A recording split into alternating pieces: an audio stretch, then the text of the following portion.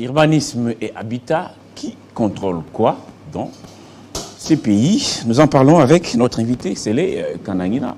Il est secrétaire national en charge des communications et médias, porte-parole du Congrès national congolais, CNC, parti politique cher à Pius Mwabilou, qui est autorité morale, ministre Urbanisme et Habitat. Bonjour et bienvenue. Bonjour, cher Crispin. Bonjour aux téléspectateurs de Télé 50.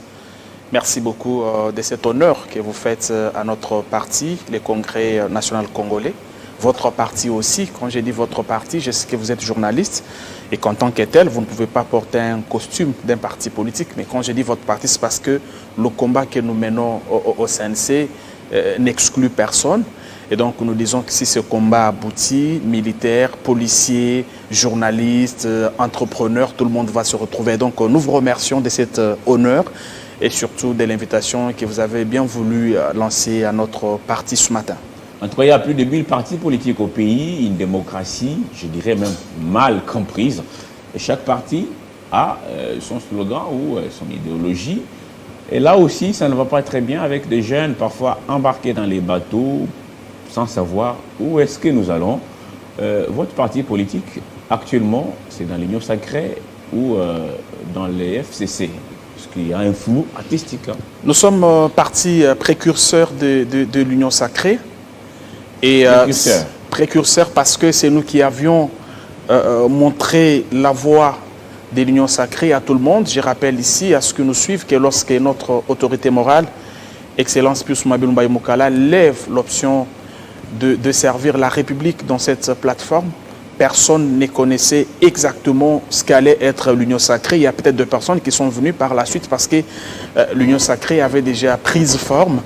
Et donc, pour nous, c'était l'amour de la patrie, les soucis de servir la République, les soucis de voir les conditions sociales des Congolais être améliorées.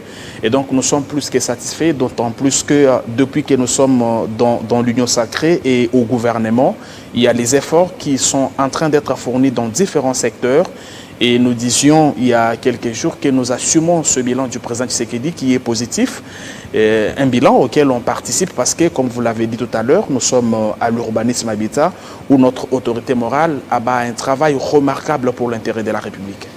Et que pensez-vous de ceux qui disent qu'il a trahi, n'est-ce pas, Joseph Kabila, avec qui il a tout gagné? En tout cas, tout gagné, parce que plusieurs fois, membres du gouvernement, députés et autres, beaucoup d'avantages. Qu'est-il allé chercher à l'Union sacrée? D'abord, je commence par dire que les amis qui voient les choses de cette façon-là sont ignorants. Ils vont m'excuser peut-être le qualificatif.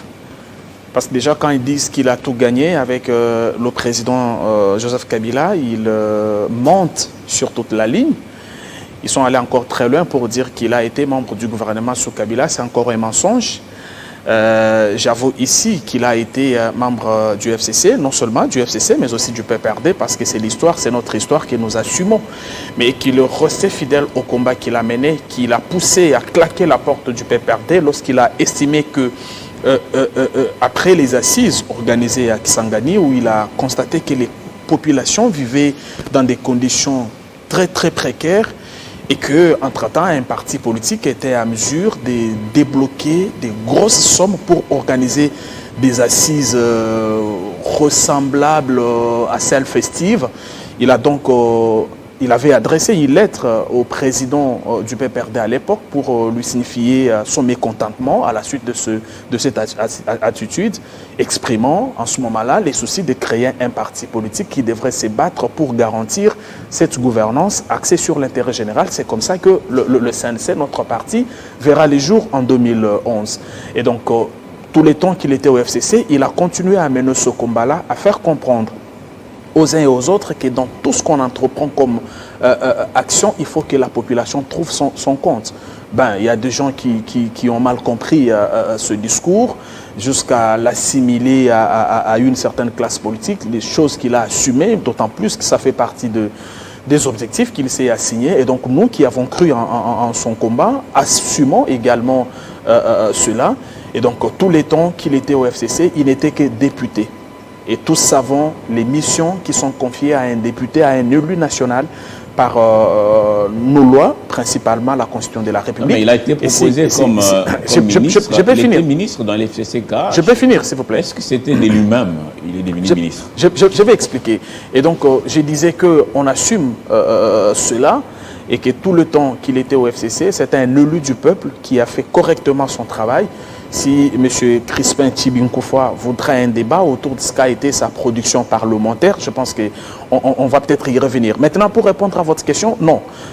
Il n'était pas devenu ministre par la volonté de quelqu'un. Je dois ici vous dire que tous les temps qu'il était au FCC, à tout moment qu'il y avait partage des responsabilités, on lui rappelait qu'il n'avait pas de députés parce que les postes ministériels ou les autres responsabilités sont donc répartis en tenant compte de ce qu'on appelle poids politique. Et le poids politique dans notre environnement politique, dans notre arsenal politique, signifie le nombre d'élus nationaux et provinciaux que vous avez. Et donc s'il est devenu ministre en 2019, c'est par la volonté du peuple qui lui a fait confiance et qui a voulu bien élire beaucoup de membres de son parti qui ont été candidats tant à la députation nationale que provinciale. Et donc c'est à la suite. Alors, dernière question, avant d'aborder la thématique, parce qu'on n'a pas beaucoup de temps avec vous sur ce plateau ce matin. Vous dites qu'il a fait les constats qui, les gens étaient dans la jouissance par rapport à ces congrès de Kisangani. Est-ce qu'en traversant, il a fait un constat différent? Vous avez vu Kabound dire qu'il quittait ses navires parce que c'est une classe de jouisseurs. Est-ce que Mouabibou n'est pas aussi dans cette jouissance qui fait à ce que certains qui étaient avec vous quittent? Parce que chez vous, on dit que c'est même exorbitant. Merci, j'ai aimé cette question provocatrice. Je vais vous dire qu'en quittant, effectivement, il a fait un constat. Le constat, il a fait avec Sankani, on a rappelé l'histoire tout à l'heure. Et vous savez qu'à l'époque, vous ne pouviez pas vous lever un bon matin et dire non au président Kabila ou à son entourage. Il l'a fait avec bravoure et courage, signe d'une détermination, signe de la confiance et de l'engagement qu'il avait à servir la population. Alors, a-t-il fait un constat différent? Je vais dire tout de suite oui. Pourquoi? Parce que quand le président Tshisekedi arrive, lorsque vous lisez le slogan de l'UDPS, c'est le peuple d'abord. Le peuple d'abord signifie servir le peuple avant tout. Au Congrès national congolais, nous avons un slogan, nous disons l'homme au centre de tout. Nous estimons au CNC qu'on ne peut pas développer une nation sans que l'homme n'ait les sceaux. Et pour cela, nous devons investir dans l'homme. Vous regardez tout de suite que nous sommes proches. Deuxième élément, ce sont les signaux que lance le président Tshisekedi quand il arrive au pouvoir. La lutte contre la corruption, la démocratie.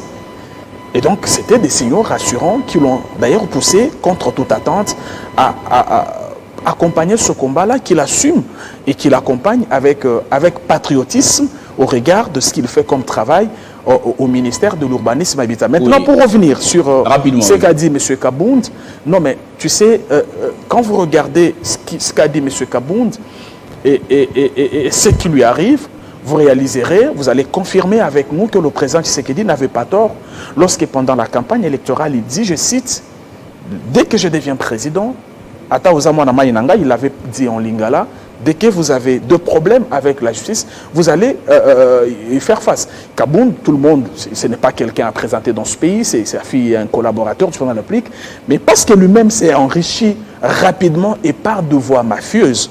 Parce qu'il nous a construit des infrastructures ici qui vont au-delà de ce qu'il touchait comme salaire de député. Le véritable jouisseur, c'est bien lui. C'est pourquoi au CNC... Mais ça change quelque chose, c'est que vous dites. Ça change. C'est pas parce qu'il n'est plus avec vous que toutes ces révélations sont étalées aujourd'hui. Vous dites, bon, il n'était pas dans... Il a construit, il a fait ceci et cela, alors qu'il était avec vous. Et même ceux qui sont avec vous aujourd'hui continuent à toucher ce qui lui-même aussi touché. Et revenons maintenant au travail des ministres Pius, Urbanisme Habitat.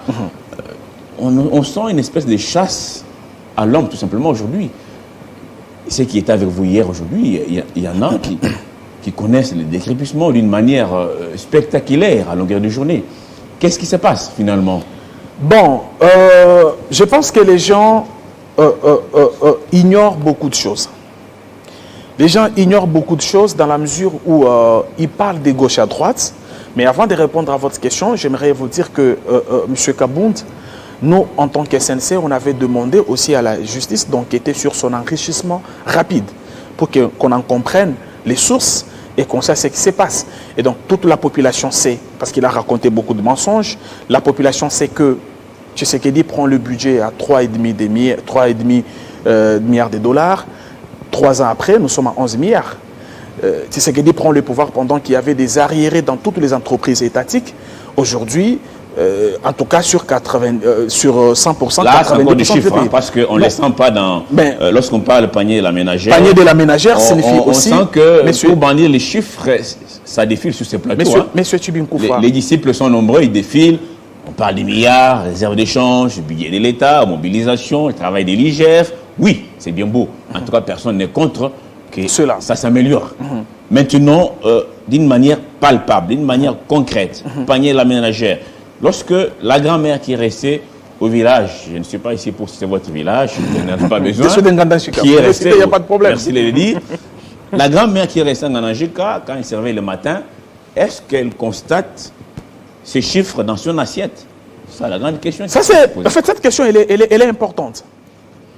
Parce que c'est le débat de gens qui n'ont pas de discours aujourd'hui. Mobilisation des recettes, mais c'est quoi la conséquence positive?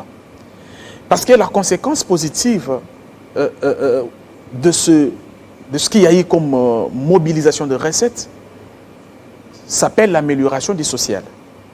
Et l'amélioration du social signifie payer convenablement les agents et fonctionnaires de l'État. Pour quel pouvoir d'achat? Je vais vous dire, s'il vous plaît. On va fermer rapidement la parenthèse. Je vais confirmer la parenthèse. Je ferme la parenthèse en vous disant qu'il y a eu augmentation des salaires des agents et fonctionnaires de l'État à la hauteur de 45% aujourd'hui, à l'heure où nous parlons. Tous les fonctionnaires. Tous les fonctionnaires. Il y a eu achat des bus Transco pour améliorer la mobilité des Quinois. Il y a eu achat des bus pour la mobilité des étudiants. Les bilans, le moment viendra, nous disons au CNC que nous assumons le bilan du président Tshisekedi parce qu'il est largement positif. Les bilans, on les dresse dans le temps et dans l'espace. Et quand vous regardez le temps qu'il a passé au pouvoir et tout ce qu'il a mené comme action, personne n'a fait mieux que lui par le passé. Alors, parlons urbanisme, habitat, c'est notre thématique. Qui fait quoi dans ces pays? Vous avez suivi cette communication de Moïse Katumbi qui est en colère contre la destruction de cette école. Nous sommes à 80 km de la ville de Lubumbashi parce qu'on doit exploiter. Les miniers viennent, notamment les Chinois, ils sont chez nous, ils ont des documents. Ici, vous avez à Kinshasa, ici à Gombe, tous les espaces sont cédés aux étrangers. Je ne suis pas contre un étranger qui arrive chez nous avec ses fonds ou son capital pour investir. C'est pas mal. Mais qui cède, qui autorise la construction? Vous avez suivi, il n'y a pas longtemps, ici à Bukavu, cet immeuble qui s'effondre et des vies sont emportées, même si hier on a découvert un vieux papa encore en vie. Dieu merci. C'est pas Dieu merci Mbokani. Mais qui octroie les documents? À qui? Et pourquoi faire? Alors, la question que vous posez, elle est pertinente. Vous avez peut-être cité quelques cas, très loin de nous ici, mais vous avez oublié la rivière Makelele qui a été visitée hier par Excellence Pusma Bilumba Imukala qui est spolié cette rivière où les gens ont construit même sur les lits de la rivière, sur les collecteurs d'eau. Et quand vous jetez un regard rétrospectif sur tout ce que vous décriez ici, c'est des choses qui datent d'il y a 10 ans, il y a 7 ans, il y a 8 ans. Parce que je vous rappelle, et cette école qui est menacée de destruction, il n'y a pas 10 ans quand même. Je vais ramasser. Ça, c'est hier. Laissez-moi ramasser tous les éléments que vous avez cités ici. Parce que je dois vous rappeler ici qu'en mai 90, Kinshasa a connu une catastrophe très, très, très, très sérieuse. Et l'État congolais, je crois que ça doit être le Premier ministre Alunda Bouloulou, a même indemnisé les riverains, leur demandant d'aller habiter ailleurs. Est-ce que vous allez me dire comment ces gens sont-ils rentrés pour construire sur les lits de la rivière? C'est le cas de l'immeuble de Bukavu auquel vous faites allusion, qui ne date pas de 5-6 ans. Vous savez que pour construire un immeuble, ce n'est pas au bout de 3 ans, 4 ans qu'on va construire un immeuble. Bref, toutes ces questions, tous ces éléments que vous évoquez, font l'état des lieux du secteur de l'urbanisme habitat il y a 5, 6, 7, 8, 9 ans. D'où l'importance de votre question. Qui fait quoi? Mais qui fait quoi aujourd'hui? Puis Soumabilou s'est levé pour mettre de l'ordre. Mettre de l'ordre, siffler la fin de la récréation. Parce qu'on doit avouer qu'il y a aussi les agents de l'État qui se sont compromis dans ça. Quand vous posez par exemple la question sur qui a autorisé aux gens de construire sur les lits de la rivière Makelele, il y a toujours quelque chose à dire. Voilà pourquoi il s'est levé et le combat qu'il mène, il est noble. Ce matin, notre parti a communiqué, l'encourageant à être jusqu'au boutiste, à ne pas céder aux menaces, à servir la République parce que cela rencontre beaucoup de menaces, beaucoup d'intimidations, auxquelles il ne va pas céder d'ailleurs. Le CNC a dit ce matin qu'il aille de l'avant parce que le combat qu'il mène est conforme au projet de société de notre parti qui prend les valeurs et qui voudrait qu'en RDC, une gouvernance axée sur l'intérêt général soit garantie, M. Crispin. Et donc, aujourd'hui, que ce soit la lutte contre la spoliation, que ce soit le combat qu'il mène contre les constructions anarchiques, qui auront d'ailleurs, les constructions anarchiques qui auront une réponse efficace à travers le guichet unique pour la délivrance des permis de construire. Parce que tout ce que vous avez constaté, c'est parce qu'au Congo, les permis de construire s'est livré même dans des cabines publiques, même dans des toilettes publiques. Est-ce que c'est normal que lui, comme ministre de tutelle, se mette aussi à se plaindre, comme nous autres qui n'avons pas des fonctions d'État? Il ne se plaint pas. Mais finalement, qui doit faire quoi? J'ai vu dans cette interview, aux côtés du ministre des Hydrocarbures, Didier Boudimbo, dire dans ces pays, écoutez, cher ami, c'est pas moi qui livre les documents, c'est à la commune, c'est au bourgmestre, même le chef des quartiers aujourd'hui est capable d'établir un document et vous verrez quelqu'un en train de construire. Alors, mais qu'est-ce qu'il fait, lui, maintenant, pour mettre de l'ordre, pour dire, eh bien, tiens, ça doit s'arrêter? Il ne s'est pas plaint. Il a plutôt présenté la situation d'il y a quelques années avant d'annoncer les mesures qu'il a prises pour mettre fin à la récréation. La première mesure, c'est la mise en place du guichet unique pour la délivrance des permis de construire. Pourquoi ces guichets uniques? C'est pour que tous ceux qui veulent investir dans l'immobilier aient un seul interlocuteur, où il y a tous les services. Et donc, vous avez besoin d'un document qu'on appelle permis de construire. Il y a un seul interlocuteur que l'État a mis en place, qu'on va appeler guichet unique. Les guichets uniques vont mettre fin au coulage des recettes, mais aussi à ces désordres pratiquement consacrés où chacun pouvait livrer ces documents très importants dans son bureau, dans sa cabine publique et même dans des installations hygiéniques publiques. Et donc, il ne s'est pas plaint, il a présenté la situation avant d'annoncer les mesures qui sont prises pour pallier à la situation. Deuxième élément, c'est la lutte qu'il mène contre la spoliation. Il a mis en place une équipe chargée d'enquêter sur toutes les maisons de l'État et leurs occupants. Je vais vous surprendre, M. Tchibinkofa. Est-ce que vous savez que sur 1300 unités de logement, unités de la colonie belge, la RDC n'en garde que 200.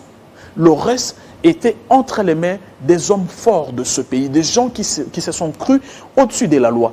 Puis Soumabilou, dans la dynamique du peuple d'abord... Gombe aujourd'hui qui part jour après jour entre les mains des étrangers, est-ce que vous pensez aux générations futures? Parce que je vois toujours les gens en train de construire, il n'y a plus d'espace vide, il n'y a plus d'espace vert, il n'y a plus de terrain de jeu et tout, même les écoles, les centres de santé, des hôpitaux et tout. Vous voyez un bon matin, un Libanais, un Chinois, un Indien, voilà les documents, j'ai l'autorisation, eh bien, je dois démolir l'école, je dois construire. La lutte contre la spoliation fait partie des promesses électorales du président Tshisekedi. C'est parmi même les promesses phares qu'il a faites aux Congolais lors de la campagne électorale.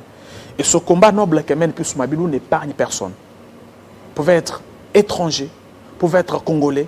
Lorsque ce que vous faites, la maison que vous occupez, la construction que vous êtes en train de faire ne répond pas aux normes, n'a pas reçu l'ordre des services compétents, la loi va s'appliquer sur tout le monde. N'est-il pas lui-même en train de se servir, profitant de sa position actuelle, et que demain, lorsqu'il ne sera plus aux affaires, on verra aussi Mobilou être traqué parce qu'il occuperait, il aurait récupéré certainement les maisons de l'État. Parce que là, c'est bien beau, ces tableaux sombres, vous dites, sur autant de maisons laissées par les Belges, autant sont occupés par les hommes forts. Oui. À peine 200 seulement. N'est-il pas lui-même en train, dans les 200 restants là, est-ce qu'il n'y a pas des maisons de pious? Non. Lorsqu'il récupère un bien immobilier de l'État, il remet ça à l'État pour que celui-ci puisse rentrer dans ce droit. Mais je vais... ici, il y a trois démarches. à travers le monde, il arrive toujours à l'État de céder ses biens immobiliers. Mais cela passe par 3 démarches. La première démarche, il faut l'autorisation du président de la République. Si M. Crispin Tubin Koufoua veut acheter un bien immobilier de l'État, la première démarche signifie l'autorisation du président de la République. Lorsque le président a autorisé, il donne instruction au ministre qui s'occupe du développement urbain, le ministre de l'Urbanisme et de l'Habitat. Celui-ci va prendre un arrêté de désaffectation. Donc, il va enlever cette maison du domaine privé de l'État pour la verser dans un autre domaine. Et en troisième position, il y a maintenant un arrêté d'attribution. À partir du moment où vous n'êtes pas en possession de ces 3 documents, vous êtes spoliateur et vous devez à l'État le bien immobilier que vous lui avez spolié. Même ceux qui chantent règlement des comptes, j'ai suivi certains sur votre plateau, personne ne vous brandit un document. Personne. Personne ne vous a brandi un document pour dire voici les consentements du président de la République, voici l'arrêté de désaffectation, voici l'arrêté d'attribution. Merci, Célé Kanangina, d'être venu sur ce plateau ce matin et apporter certaines lumières par rapport à ces domaines qui fait couler beaucoup d'encre et de salive. Si nous aimons vraiment ces pays, il faut penser aux générations futures. Il ne faut pas, surtout en tout cas, pas détruire l'éducation de nos enfants parce que vous cherchez des minéraux ou parce que vous voulez... Non, mais ça condamné. Parce que vous voulez remplir des poches. Écoutez surtout ces cris lancés par le président Moïse Katumbi, je ne suis pas un parti politique, il ne faut pas détruire cette école située à 80 km de la ville de Lubumbashi plutôt. Ce n'est pas humain. Je dois quand même commenter parce qu'au CNC, nous prenons l'éducation. Et donc, s'il y a une tentative d'expoliation de cette école, moi je condamne. Je pense que les autorités qui nous suivent vont prendre les responsabilités. Notamment les ministres Mabilou. Notamment les ministres Mabilou qui suit certainement cette émission et qui va prendre ses responsabilités parce qu'en la matière, il ne blague pas. Je vais dire aux Congolais que le combat que mène Mabilou n'est nullement un règlement des comptes. C'est un combat pour que l'État rentre dans ce droit. C'est un combat noble qui combat, n'est-ce pas, la spoliation des biens immobiliers de l'État parce que l'État a perdu beaucoup d'argent sur tous ces biens qui lui ont été spoliés. Donc ce combat mérite le soutien de l'opposition, de la majorité de la société civile. Ce n'est pas un combat contre un clan ou un camp politique. D'autant plus que même ceux qui parlent de règlement des comptes n'exhibent aucun document. On reviendra à vous dans les jours qui suivent pour savoir ce que deviendra notamment ces combats engagés par les ministres Mabilou. Nous ne sommes contre personne. Merci à vous, Célé Kanangina, et je vous dis au revoir. Nos deuxièmes invités, parce que elles sont 2 sur ce plateau. Nous allons parler entrepreneuriat. Est-ce facile d'entreprendre au Congo-Kinshasa? À bientôt, à tout de suite.